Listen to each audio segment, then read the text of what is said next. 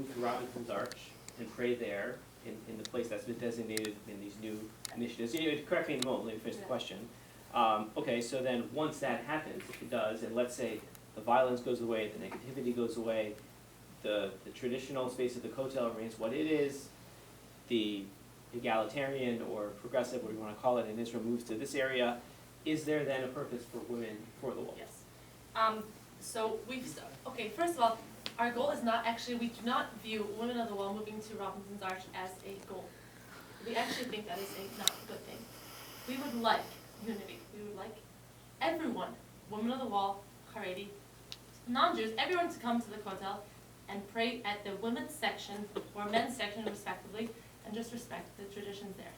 We view the fact, if they would move to Robinson's Arch, we would actually view that as a wedge between the different streams of Judaism. And we actually view that as a second best option, meaning it's better than the current fighting at the Kotel. It's better than the current provocations, but it's definitely not our goal.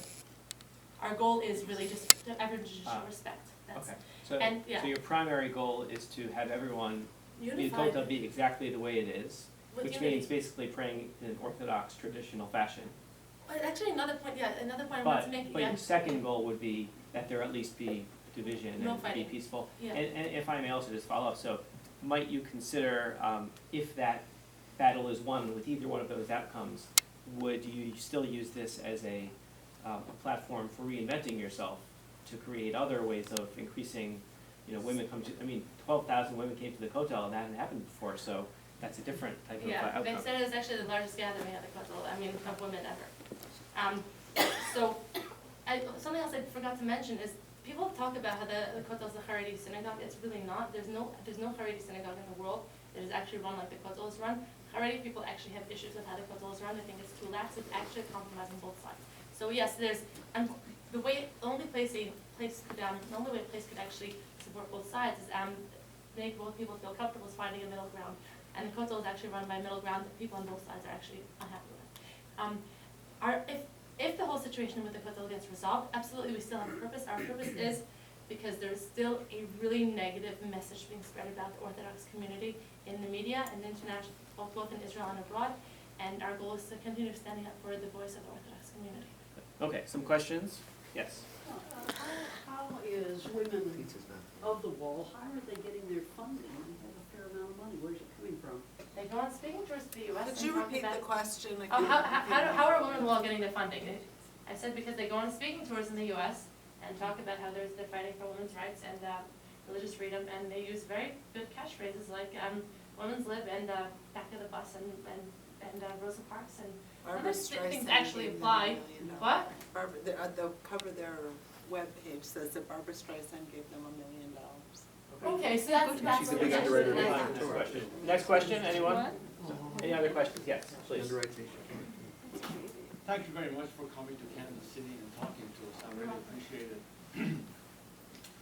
I was born and raised in Tehran, Iran, and I assume you can pray any place you want that you want in Israel or in Jerusalem. No. You can't pray any place you want. Nope. We cannot pray in the Temple Mount. Well, where is it you can't pray? We cannot pray in the Temple Mount. There's rules about. I cannot pray also in the. I also can't pray in the Church of the Holy Sepulchre. There's different places I can't pray. Cave of Machpelah. Okay. Also.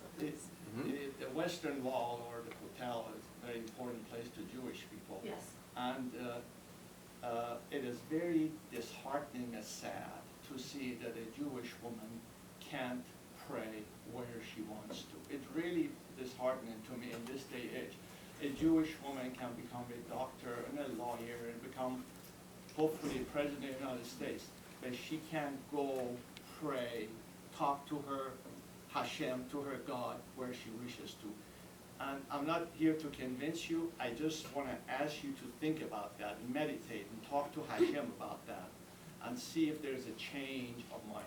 Second thing I want to ask you. Can I first respond to your first comment? I just want to, I'll sit down. Second thing I want to ask you is, maybe we do it after this. I want to ask you to show me what gives anybody the authority to disallow a Jewish woman to pray where she wants to pray at Kotel or any place else. Okay. And I'd really like to know the Okay, thank you. First of all, I think I mentioned we brought 12,000 women to pray at the Kotel. Women are allowed to pray at the Kotel. Everyone's allowed to pray at the Kotel, whether whether you're Jewish or not Jewish. We have Nigerian people who come, Christian Nigerians come to the Kotel. Everyone comes to the Kotel, everyone's allowed to pray there. The question is, specific things like wearing a talit and tefillin in the section of the Kotel that is designated for traditional prayer services, that is the only thing that's not allowed, but there's no rule that conservative and reform Jews have to pray with a talit and tefillin, right? Or is there a rule that they have to? No. There's no rule that they have to, so they're allowed to pray, there's just, in this specific way, they're asked, please respect the sensitivities of others. There's a group called the Karlid Hasidim. They're very orthodox, they're very strictly orthodox, and the way they pray is they scream at the top of their lungs. Why? Because their view is the louder you pray, the more concentration you're able to have, and when they come to the Kotel, they do not scream. Why? Because even though this is not how they typically pray, they are respectful of the feelings of the people around them. So yes, women are allowed to pray at the Kotel, they're just at, and they have a choice. They can pray at the women's section in a way that's respectful to other people around them, or they can pray at Robinson's Arch in a way that they feel comfortable, most comfortable. They have a choice. Why do they insist on doing it in a way that offends other people in the one place when they have an equally holy alternative about 100 meters down in the same exact holy place? Good, so it sounds like this can be a continued conversation, but since we only have 3 more minutes for the questions for the whole floor, no, it's good, this is a good debate. Please continue it afterwards, but just to see if there are any other questions in the next few minutes. Please. First of all, I want to thank you also for coming. I also want to thank you because I did read an article that was contrary to what you said that spoke very positively, and I think it was about the first encounter when you were there with the women of the wall, where you That's actually written did by- protect them from the eggs and whatever that was Question going is who it was written by, that's a question. Yeah, you know what, I don't remember who wrote it, and Okay. but it was very, it had pictures of you guys. So that was a very positive piece, and that was actually my first encounter with your group. However, I will dispute with you, and I will do some research on my own, because Anat has been here a number of times, that her group, or at least she personally, is not anti-Zionist. I can tell you that very I personally. don't say she's anti-Zionist, I said she's part of the Okay. Al-Quds network. Well, which is- I which would is- check that. you can research that yourself, I feel would free. That's research not- that's that public and information. dispute that, but, because she's very much a Zionist, very much pro-Israel. But they do far more than some of the things that you were saying. Israel Religious Action Center also works on behalf of someone that we have worked very closely with, Miri Gold, who's the rabbi at Kibbutz Gezer, to get recognition for other streams of Judaism being paid for the state of Israel. Israel Religious Action Center also works on behalf of Americans who've made Aliyah, and there's question about their Judaic background. We've had a case of someone here from one of our Reform congregations who was actually accosted by the border police, and had a whole big thing, they defend them. So they do a variety of Right, different I'm kinds not of saying things. they only do just- that, I was just saying just that those are some of the things they've done, that's all. Okay, I'm saying. but you have to be clear, it's a wide variety of things, Yes. not just women for the wall, so. Right, yes. Okay. Thank you very much, Todd. Yes, Can I just clarify one comment?